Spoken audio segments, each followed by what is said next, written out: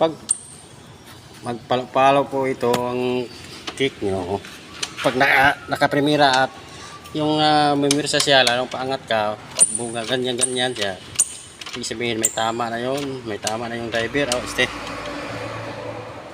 Huwag kayo kumain na dyan. Ano eh? Ito na ang tama niyan.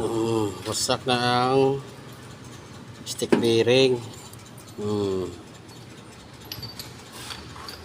Kaya no, itong motor na to, mag 15 taon na. Sinabihan ko na, sabi niya, nung nakarang araw, nagtanong sa akin, bakit daw pag nakaakyat siya o nakaprimera, gumagalaw yung kick niya. Kasi matamaan pa siya. Bigla kasi na, masakit kasi na kasi bumabalik yan eh.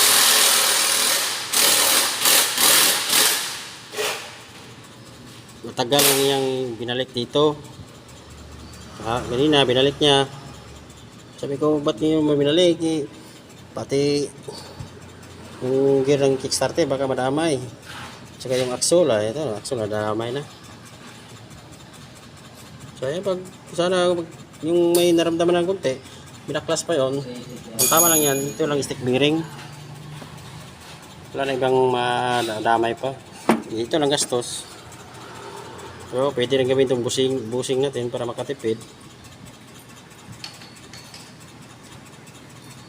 So pag may naramdaman kayo ng konti, pag tanong sa mekaniko, pag sabi ng mekaniko ganun, ipaayos niya. Pag wala pang budget, huwag yun lang gamitin para lumaki na ang sira.